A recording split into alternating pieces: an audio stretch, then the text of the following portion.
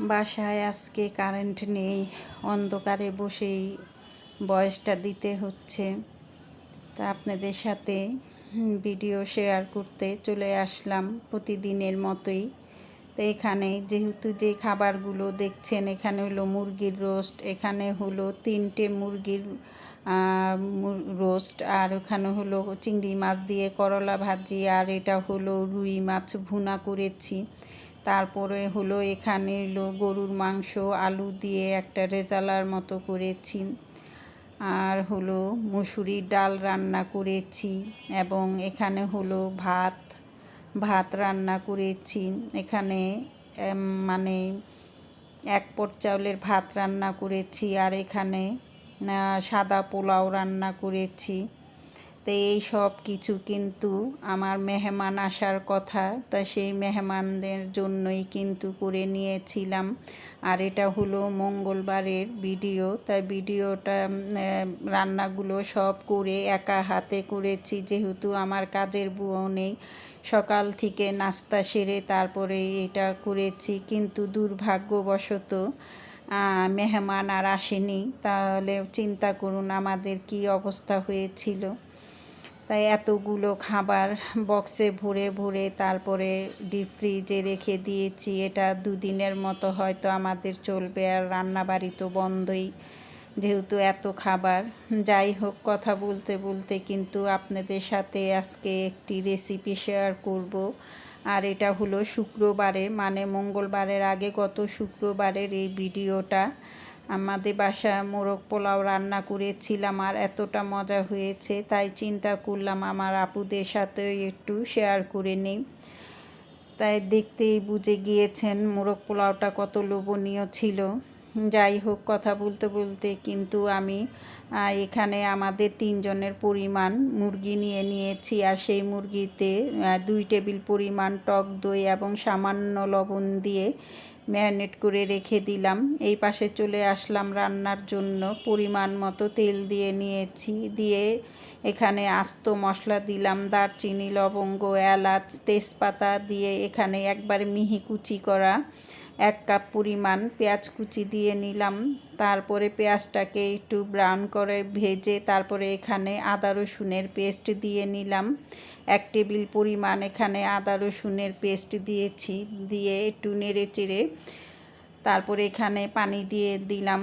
দিয়ে এখন আবার সমস্ত কিছু নেড়ে চেড়ে এখানে দিয়ে দিলাম ধনিয়ার গুঁড়ো, দিয়ে দিচ্ছি জিরার গুঁড়ো। যেহেতু আমরা 3 জন মানুষ, তার আমাদের সেই পরিমাণ কিন্তু মশলাটা দিয়েই এই রান্নাটা আমি করেছি। দিয়ে দিলাম হলো শুকনো মরিচ, মানে শুকনো মরিচের গুঁড়ো একবার সামান্য পরিমাণেই দিয়েছি, তাই এখানে আমি কাঁচা মরিচের ঝালটাই একটু বেশি করে দিয়ে নিয়েছি। দিয়ে এখন এই সমস্ত মশলাগুলো ভালো মতো কষিয়ে নিলাম।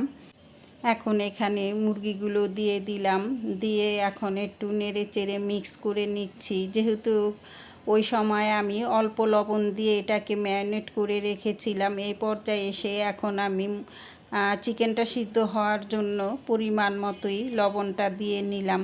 দিয়ে এখন আবারও ভালো মতো নেড়ে চেড়ে ঢাকনা দিয়ে ঢেকে মাংসটাকে কষিয়ে নেব। সবাইকে আসসালামু আলাইকুম, কেমন আছেন সবাই? আমি ঢাকা থেকে হোসনে আরা বলছি। চলে আসছি আপনাদের জন্য নতুন একটি রেসিপি নিয়ে চলে আসছি। এখন হলো এখানে আমি চিকেনটার মধ্যে 1 চা চামচ ভরে কালো গোলমরিচের গুঁড়ো দিয়ে নিয়েছি, দিয়ে তারপরে এখানে একটু নেড়ে চেড়ে নিলাম। তারপরে এখানে আমি ফুটনো পানি দিয়ে নিয়েছি, দিয়ে এখন ঢাকনা দিয়ে ঢেকে চিকেনটাকে সিদ্ধ করে ফিরে আসছি। তাই চিকেনটা কিন্তু এই পর্যায়ে আমার সিদ্ধ হয়ে আসছে। দিয়ে দিলাম হলো গরম মশলার গুঁড়ো। অবশ্যই এখানে এই সময় গরম মশলার গুঁড়োটা দিবেন, তাহলে দেখবেন মোরগ পোলাওর মধ্যে সুন্দর একটা ঘ্রাণ আসবে, আর মনে হবে যে অনেক শাহি শাহি ভাব। যাই হোক, এই পর্যায়ে কিন্তু একেবারে চিকেনটা হয়ে আসছে, 90% মতো হয়ে গেছে।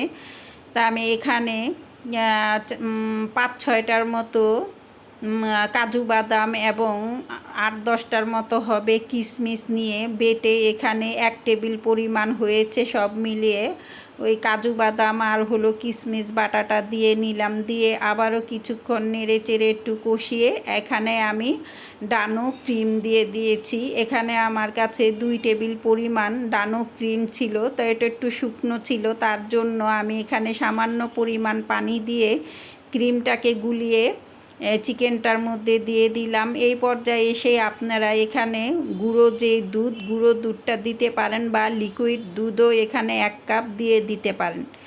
যাই হোক, এখন আমি এখানে হলো হাতের 1 মুঠো ভরে এখানে পেঁয়াজের বেরেস্তা এবং আধা চা চামচ চিনি দিয়ে নিলাম, যাতে করে সবগুলোর স্বাদ জানি ব্যালেন্স হয়ে যায়।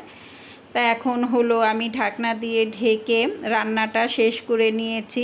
চুলাটা অফ করে দিয়ে ঢাকনা দিয়ে ঢেকে রেখেছি। এই পর্যায়ে এখানে এসে আমি অন্য চুলায় রাইসটা বসিয়ে দিচ্ছি। তাই এখানে আমি পরিমাণ মতো তেল দিয়ে দিলাম, দিয়ে এখানে 1 টেবিল পরিমাণ ঘি দিয়ে নিচ্ছি। যেহেতু আমার ঘিটা একবারে ফ্রিজে ছিল, দলা পাকিয়ে আছে, এখানে দিয়ে দিলাম হলো কিছু পেঁয়াজ কুচি। পেঁয়াজটাকে হালকা একটু ভেজে নিচ্ছি। তারপরে এখানে দিয়ে দিলাম শাহি জিরা আধা চা চামচ, দিয়ে এখানে আমি হলো 500 গ্রাম চাউল এখানে আমি দিয়ে নিলাম, দিয়ে ওটাকে নেড়ে চেড়ে এখন আমি এখানে 1 চা চামচ আদা রসুনের পেস্ট দিয়ে দিলাম, দিয়ে এখন এই সমস্ত কিছু ভালো মতো নেড়ে চেড়ে নিচ্ছি। নিয়ে এখন আমি এখানে ফুটনো পানিটা অ্যাড করে দিব। চাউল যতটুকু হবে তার ডাবল হলো পানি দিয়ে দিবেন। 1 কাপ চাউল দিলে 2 কাপ পানি দিতে হয়, এটা অবশ্য আমরা সবাই জানি, কিন্তু এটা আর বলার কিছু নেই। যেহেতু আমি অনেক দিন ধরে রান্না করি, তার জন্য আমি আন্দাজ করে পানিটা দিয়ে নিলাম। দিয়ে দিচ্ছি এখানে চিকেনগুলো আলাদা করে রেখে চিকেনের যে মশলাটা, সম্পূর্ণ মশলাটা এখন এখানে দিয়ে নিলাম। দিয়ে এখানে 2 টেবিল পরিমাণ গুঁড়ো দুধ দিয়ে দিলাম পরিমাণ মতন লবণ, দিয়ে ঢাকনা দিয়ে ঢেকে একবারে চুলার আঁচটা বাড়িয়ে দিয়েছি, যাতে করে চাউলগুলো সব বলক চলে আসে। এখন মৃদু আঁচে ঢাকনা দিয়ে ঢেকে একবারে দমে বসিয়ে দিয়েছি। আর এই যে ফিরে আসলাম 10 মিনিট পর, দমে রাখার 10 মিনিট পরে এসে চাউলটাকে আবার আমি নেড়ে চেড়ে মাঝখান দিয়ে করে সবগুলো চিকেন মাঝখানে বিছিয়ে দিব। তাই হয়ে গেল আমার আজকের মতো মোরগ পোলাও। তা কেমন হলো আমার এই চিকেন বিরিয়ানিটা আপনারা কমেন্ট করে জানাবেন। আর চাইলেই এভাবেও আপনারা বাসায় একবার ট্রাই করতে পারেন। মাশাআল্লাহ, আলহামদুলিল্লাহ, অনেক স্বাদ হয়েছে আর সবাই কিন্তু খেয়ে অনেক তারিফ করেছে। সর্বশেষে এখানে দিয়ে দিলাম পেঁয়াজের বেরেস্তা, দিয়ে সবগুলো চাউল দিয়ে আবার আমি ঢেকে একেবারে 5 মিনিটের মতো দমে রেখে দিয়েছিলাম। একবারে খাওয়ার আগ মুহূর্তেই কিন্তু আমি এই ঢাকনাটা খুলে নিয়েছি। এই পর্যায়ে এখানে আমি 2 টেবিল পরিমাণ ঘি দিয়ে নিলাম, দিয়ে সবগুলো আর কি সব জায়গায় একটু ছড়িয়ে দিচ্ছি, যাতে করে ঘিয়ের ঘ্রাণটা সব জায়গায় ছড়িয়ে যায়। তাই এখানে দিয়ে দিচ্ছি 4-5টার মতো আস্ত কাঁচামরিচ, শুধুমাত্র একটু ঘ্রাণের জন্য দিয়ে দিলাম এখানে কাঁচামরিচগুলো। দিয়ে এখন আমি এখানে আরও কিছু পেঁয়াজের বেরেস্তা দিয়ে নিলাম। আর আমি অফ ক্যামেরাতে কিন্তু 2টো ডিম সিদ্ধ করে নিয়েছিলাম। সবাই সুস্থ থাকবেন, ভালো থাকবেন, আল্লাহ হাফেজ।